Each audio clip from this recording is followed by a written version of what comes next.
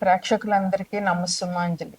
శుక్లాం భరధరం విష్ణుం శశివర్ణం చతుర్భుజం ప్రసన్నవదనం ఛాయేత్ సర్వవిఘ్నోపశాంతయే అగజా ఆనన పద్మార్కం గజానన మహర్నిశం అనేకదంతం భక్తానాం एकदन्तमुपास्महे एकदन्तमुपास्महे ह्रीङ्कारासनगर्भितां नलसिखां सौं क्लीं कलां बिभ्रतीं सौवर्णाम्बरधारिणीं वरसुधा दौतां त्रिनेत्रोज्ज्वलां वन्दे पुस्तक पासमङ्कुशधरां प्रभूषितामुज्ज्वलां त्वां गौरीं त्रिपुरां परात्परकलां श्रीचक्रसंहारिणी। ఓం శ్రీ మహాగణాధిపతియే నమః. ఓం శ్రీ మాత్రే నమః. మనం ఇప్పుడు జూలై నెల మాస ఫలితాలు చెప్పుకుంటున్నాము.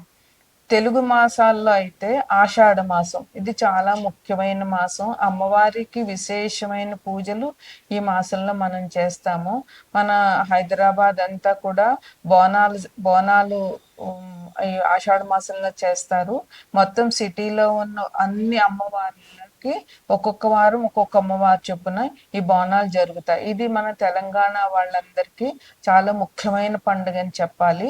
ఈ నెలంతా కూడా విశిష్టమైనటువంటి అమ్మవారి పూజలు మన హైదరాబాద్ మొత్తం జరుగుతూ ఉంటాయి.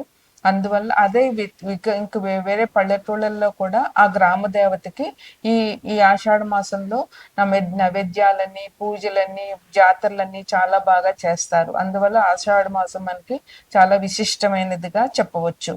ఈ జూలై నెలలో ఇది ఎప్పుడు మొదలు పడుతుందంటే జూన్ 25 అమావాస్య అవుతుంది. జూన్ 26 నుంచి మనకి ఆషాఢ మాసం మొదలవుతుంది.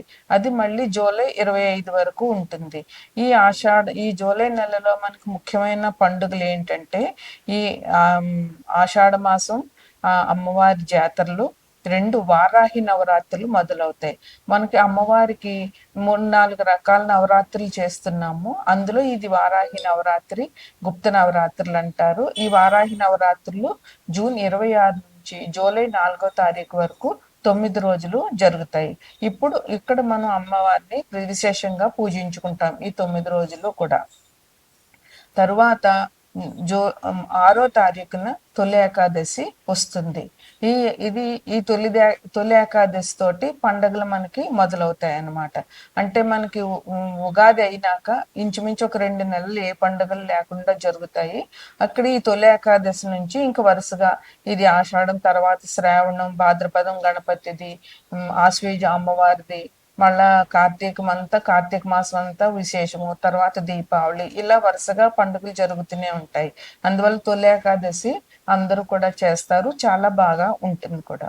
ఈ 9వ తారీఖుని గురుమౌఢ్యం, లాస్ట్ మంత్ 10వ తారీఖున మొదలైంది, జూన్ 10న మొదలైంది. ఇప్పుడు జూలై 9 తోటి గురుమౌఢ్యం త్యాగం అయిపోతుంది. అంటే 10వ తారీఖు నుంచి ముహూర్తాలు ఉంటాయి, శుభకార్యాలు చేసుకోవచ్చు అన్నమాట.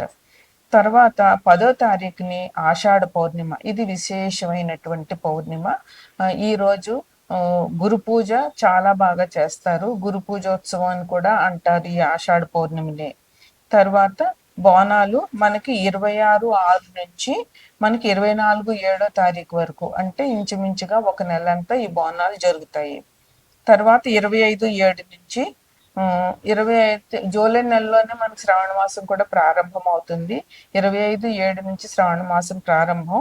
29వ తారీఖున నాగపంచమి, అంటే ఇక్కడ తెలంగాణ వాళ్ళందరూ కూడా నాగపంచమి ఈ పంచమినే చేస్తారు. పుట్టకెళ్ళి పాలు పోయడము, నాగేంద్రుడి స్తోత్రాలు చదువుకోవడము, ఆ రోజు ఉపవాసం ఉండడము, ఈ నాగపంచమిని మనం చాలా శ్రద్ధగా చేసుకుంటాము.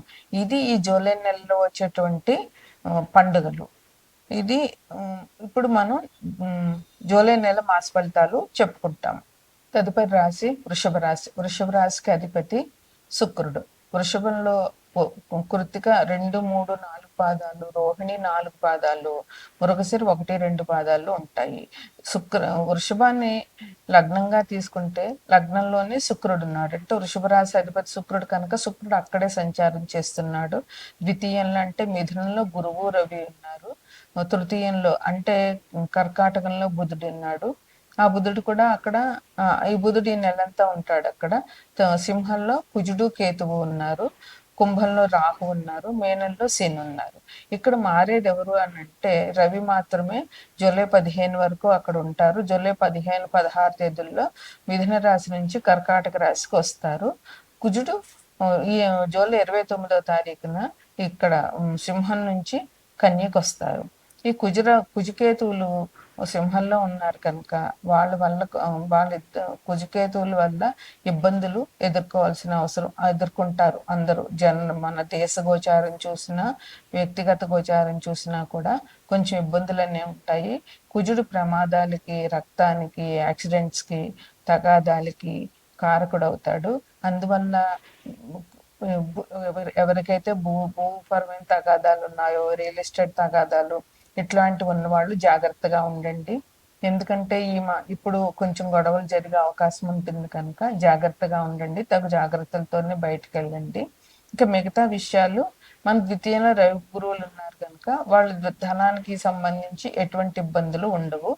ఈ రాశి వాళ్ళకి ఈ మాసం బాగుంది. అంకిత భావంతో పనిచేస్తారు. మీకు ఏ పని ఎవరు అప్పచెప్పినా మీ ఆఫీస్లో అయితేనే ఇంకా వేరే ఏ రకమైన పనులైనా సరే మీకు ఎవరైనా పని అప్పచెప్తే మీరు చక్కగా చేస్తారు అనేటటువంటి నమ్మకం వారికి ఉంటుందన్నమాట.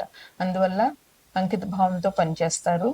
మీరు ఏవైతే లక్ష్యాలు పెట్టుకున్నారో ఇది చెయ్యాలని ఏదైతే అనుకున్నారో అవన్నీ చక్కగా ఈ మాసంలో మీరు చేయగలుగుతారనమాట.